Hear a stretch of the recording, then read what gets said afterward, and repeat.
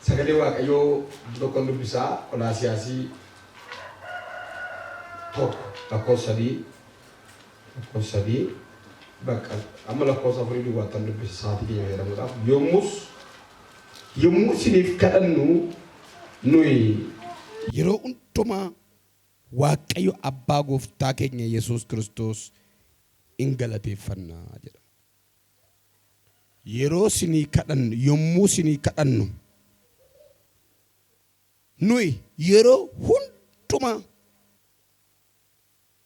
deebi'aadhaa mina wajjiniin yommuu isinii kadhannu jedha. Nuyi yeroo hundumaa jedha.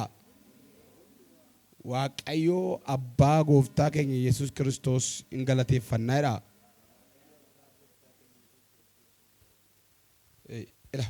Yommuu isinii kadhannu nuyi yeroo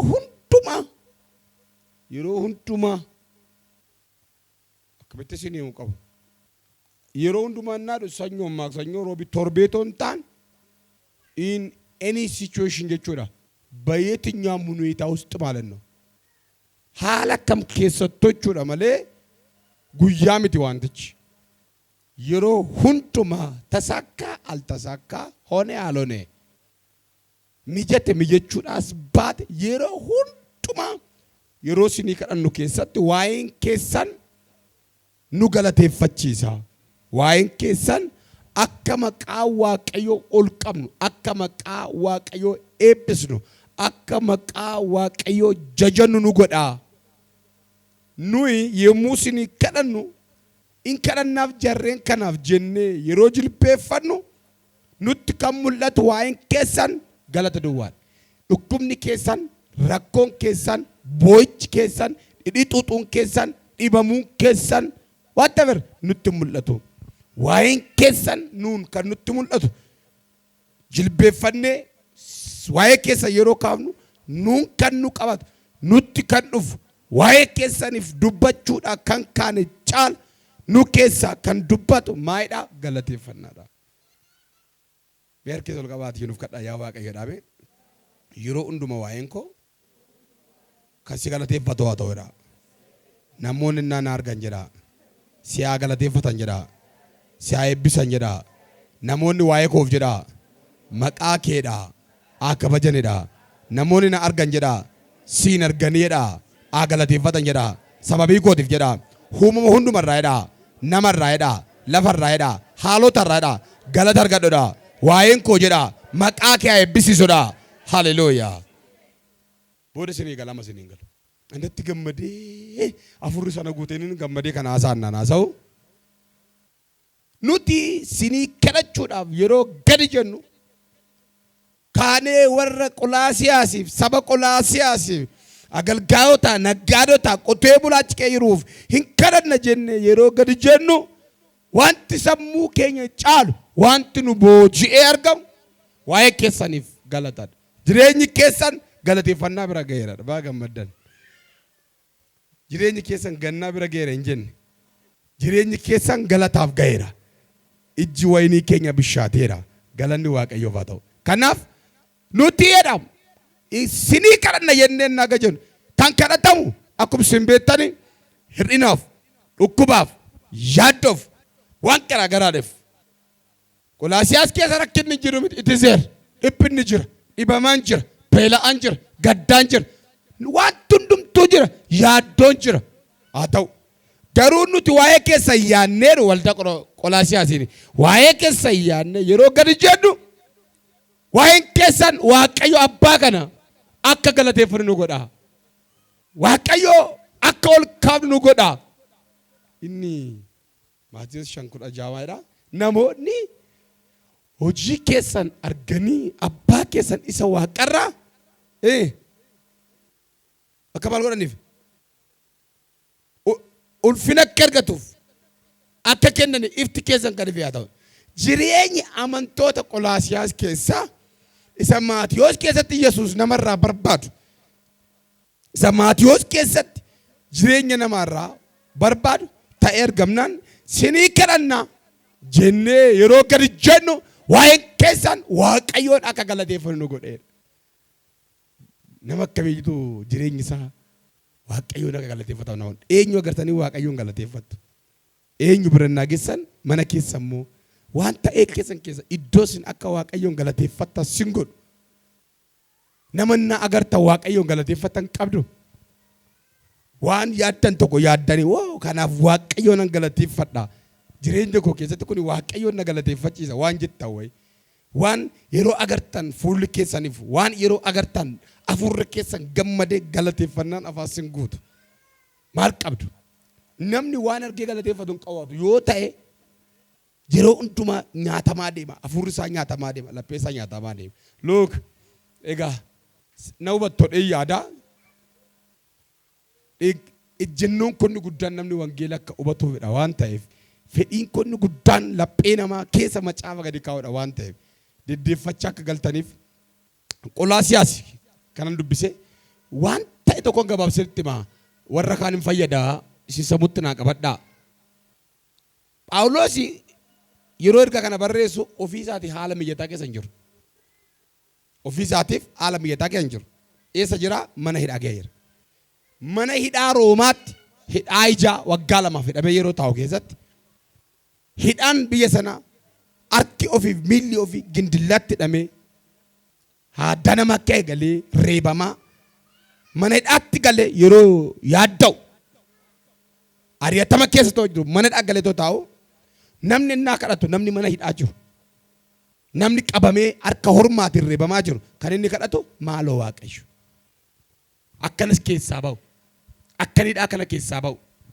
akka maaloo guyyuma tokko as keessa na baase nan dogoggore jedheetu waa'ee hidhaa keessaa ba'u waa'ee ofiisaatti rakkina keessaa ba'u waa'ee ofiisaatiif mana hidhaa sana keessaa ba'ee maatii isaatti galuu kadhata jennaan Phaawulos ofiisaatiif jireenyi isaa galata bira ga'eera waan ta'eef jiraachuunsa yoo mana hidhaa taa'es isaaf hojiin yoo ba'es isaaf hojiin yoo ba'es isum mana hidhaa keessa taa'ee hojjeta waan ta'eef wangeeluma barsiisa waan ta'eef isaaf manni hidhaa wangeelum tajaajilu yoo ba'es isaaf kanuma amantootaaf iddoon kamiyyuu warra Yesuusitti amananii kan koo iddoon jireenyaa as miti kan koo waaqarra warra jedhaniif iddoon kam inna argattanis yeroo dhabdanis yeroo gannaas yeroo faasigaas yeroo lafaas yeroo gammachuus yeroo haati keessan baay'ina firri keessan du'e uffata gurraacha uffattanis yeroo adii uffattanis nama Kiristoos Yesuusitti amaneef iddoon hundumtuu iddoo tajaajilaati bara jiraatan keessatti waaqayyoon galateeffachiisuu fi galateeffachuu danda'utti jiraata. Kanaaf Phaawulos mana hidhaa keessa gaafa galu mana hidhaa keessaa bahuudhaaf namni yaada jennaan Phaawulos maal godhaa waa'ee waldaa Efesoon waa'ee waldaa Filiphiyos waa'ee saba Qolaasiyaasii fi waa'ee jireenya mana Filimoonaa keessa maatiitu wal dhabee waldaa tokko jeeqamee dhirsaaf niitii hojjetaaf hojjetaa wal dhabee arge kana furuun qabatoon asiin bahin jedhe Qolaasiyaas keessa jireenyi warra Qolaasiyaasii haala gaarii bareedaa ta'eetoo jiru barumsi sobaan tokko qophooftee dhuftee akka ishiin isaan diiguudhaa kaate nama qajeelummaatti jiraatu balleessuudhaaf akka ishiin kaate argeet barumsa sobaa kana ignore godhe isaan amantii qabatan Yesuus isatti amanan kana qabatanii akka isaan deeman cimsuudhaaf warra Filiphiyuusiin immoo Kiristoosiif hojjechuudhaan gammachuun guddaan akka argamu በክርስቶስ በመኖር የሚገኝ ታላቅ ደስታ ክርስቶስ ቆፋፍ ጅራቹዳን ገመቹ ጉዳን አካ አርገም ሁሉ ጊዜ በጌታ ደስ ይበላችሁ ጀዳን ወረ ቆላሲያስንሞ ሁሉ ጊዜ እግዚአብሔርን አመስግኑ ጀዳን ወረ ኤፌሶንንሞ ማይንሲኒ ቤተኒ ጆሌ ከሰን ቡሸተኒ ቤተኒ አዳመና ከሰን ቡሸተኒ ወልዳፊ ክርስቶስ እርሳፊ ኒቲ ማቲ ፊ ኢጆሌ ኮምፔር ጎዴት barsiiso warra Filimoonaan immoo hirqa fixaru jaalala huumaa haraara huumaa hirqa kanaafur ofii mana hidhaa jira hidhamee jira harki isaa miilli isaa hidhamaadha mul'anni isaa banamaadha isaan kana furaa jedhet ergootii arfan mana hidhaa warra jedhaman kan Efesoon Filiphiyus Qolaasiyaasii fi Filimoonaa barreesse mana hidhaa keessa taa'e isaa kufu mana hidhaa keessa taa'e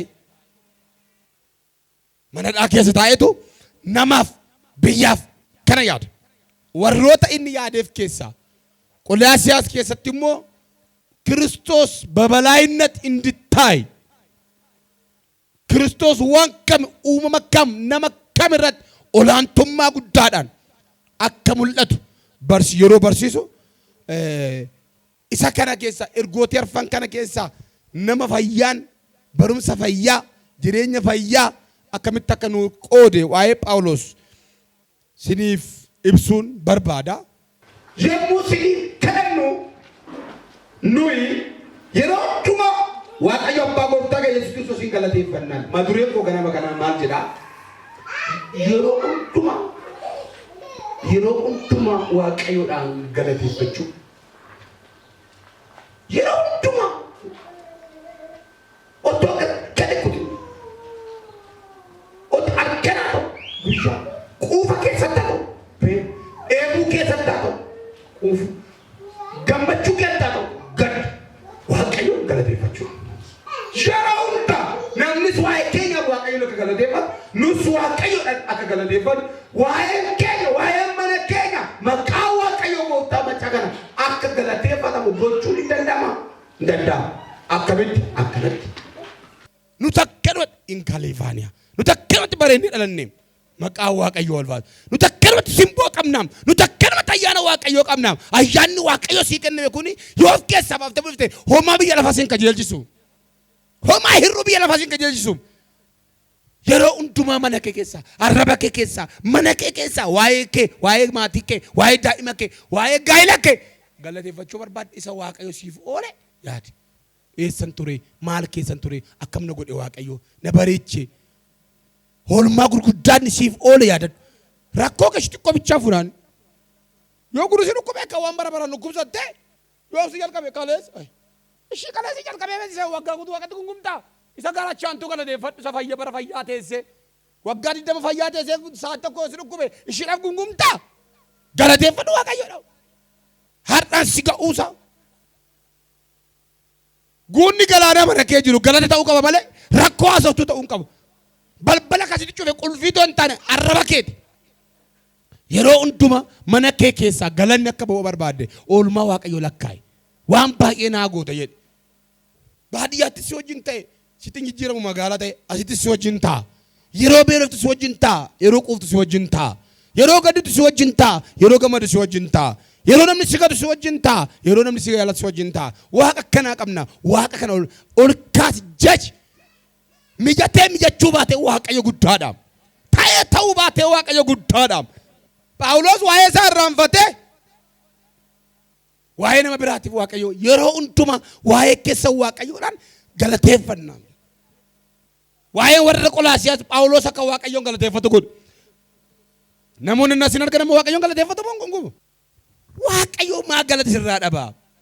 Harja seexanatti dhiyoo waaqatti dhiyoo.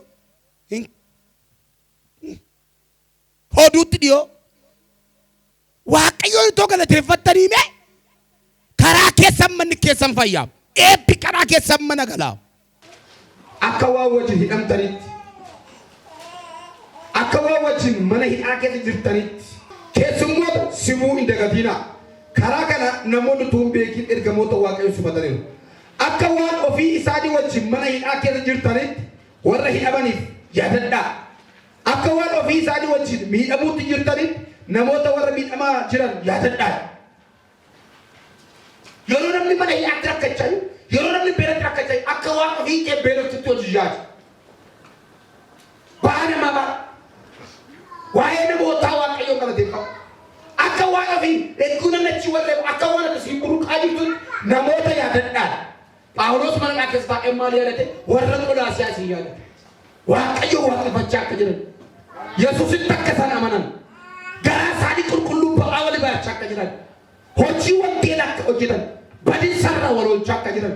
Dukkana keessa ifatti wal baasaa qabbachaa akka jiran. Waa'ee nama biraa. Yeroo hundumaa heduu namatti mul'atin. Wanti si ajjeese bifa kee balleesse qe'ee keessa si lolu. Kiristoos Yesuus amanuu keessan. Warra Waaqayyoon qulqullaa hundumaa jaalachuu keessan dhaga'e. Kana gochuun keessanis sababii abdii Waaqarraa isiniif kaa'amee jiruuf waa'ee abdii kanaa duraan dursitanii wangeela isa dhugaa irraa wangeela isa kamirraa wangeela isa dhugaarraa adeemsanitti dura bisanii ila wangeela soba warra lama tokko dhufaa jiru badhaa cimaadhaa badhaa lammaffaa warra soba dhufu immoo barumsa ergamootaa fudhatiin akka jedhu tokko dhufe Phaawulos asin gowwoomsuudha yeroo hundumaa waaqayyoodhaan galateeffachuudha galanni mana keessaa akka jiraatu gochuu kan hundeessan qabsiisanii dubbate miti tokkoffaa waa'ee ofii keessanii isa waan isin maal godhaa yaadadhaa lammaffaa waa'ee namoota maal godhaa galateeffadhaa inni sadaffaa kadhadhaa inni arfaffaan namoota jaaladhaa an xumura bakka namoota jaaladhaa jaaladhuun na guddaa qaba jaalalli lubbuu ofii birrii namaa kennu warqii namaa kennu caala Kiristoos lubbuu isaa kennu kan godhe jaalala waan nu jaalateef nama tokko yeroo jaalattu laphee kee guutuu yaada kee guutuu gaafa jaalattu qabeenyi sin mararu hin amattami dabarsitee duratti kenname jaalala isa jaalattu irraa kan kenne beela isaa dheebuu isaa wajjin ba'aa baatta nama gaafa jaalattu jaalalli agaasiinoo tiraakii caala dhufaa nama tokko jaalachuu dandeessite taana ati dhuguun kiristaanuu kaan nu jaalachuusaa akka nuu du'e Yesuus atis nama jaalachuu kee gatii baasuudhaan waan beektu nama biraa jaaladhaa meechanchidhaatuma ofitti butuu baraa nama tokko namatti fagootti ilaalte gatii qabate dhugaa waaqa mana kee dhage taa ilaali akka jedhe Phaawulos Filimoonadhaan durallee siifis anaafis gatii kan hin baafne ture amma garuu gooftaafis siifis dhimma hin baasaadhe akka garbichaatti ilaalaa turte miti mee amma immoo akka obboleessaatti ofitti butu ilaalin nama namarraa dhageessee otoo namni hamatu otoo namni hinatti siin jedhu otoo namni durii siin jedhu dhageesse meetti maxxan ilaalin dhugaa waaqayyo waan gaarii keessatti agartaa lapheeshi keessa lapheessa keessa waan gaarii jedhu nama hin balaaleffatin sammuu namoota baay'ee keessa pistimiistii yookaan nama xiqqeessu jira waan ta'eef mee itti maxxanii jaaladhu qullaa isaatti uffisi ilaali laadhuuf ilaali ba'aasaa baadhuuf ilaali dandeessee jaalala namaaf qabdu diiguu dandeessu waaqayyoon hin jaalatu taanaan dandeessee nama hin jibbitu waaqayyoon hin jaalatu taanaan immoo dandeessee nama hin jaalattu namoonni baay'een kan lapheen isaanii didaa ta'u hamina kan yaada qiimii kan kuusan waan waaqayyoon hin beekneef Yohaanis keessa akkas jennee baranne miti kanan tura namni jaalatu abbaa keessa jiraataadha abbaa beekaadha namni hin jaalanne nama gumaateedha waaqayyo namni jaalatu obboleessa keessa bira jiru kan hin jaalanne eessatti agartee na jaalattaadha karaa natti hin jaalala waaqayyoof qabdu budhistu nama waaqayyo uume irratti waan ta'eef namaaf yaada gaarii qabaadhu nama dhiibiin nama namatiin reenfa namoota meeqa qe'ee kee keessa jira laata hamattee kana jeefte hamma toosi qalanii si lalanii si keessa reenfa nama meeqa jira laata jaalala dhoowwattee jibbitee kana jeefte mana waaqayyoo keessaa kan baafte ilaalcha kee keessatti kan xiqqaate galanni mana kee keessa akka guutu yeroo hundumaa piraayis gochuudhaan waaqayyoodhaan nama jaaladhu mudaa nama lakkaa'in mandaraan waliin qoodin namni bura sii dafise waan jaalatiin nama si miidhe nama si waraane nama boodha si qote jaaladhu miidhaa gujee yoo ta'e na cala miidhamtee miti jaaladhu cal jedhii giddii qabiin jaalala ammoo ishiin dhumaa ishiin shanaffaan cubbuu kee himachuu bari dadhabbii kee dhufkatii sobdee halleluyyaa keessan dhoksin galateeffachuu kan si dandeessu cubbuu keessan himadhaa jedha.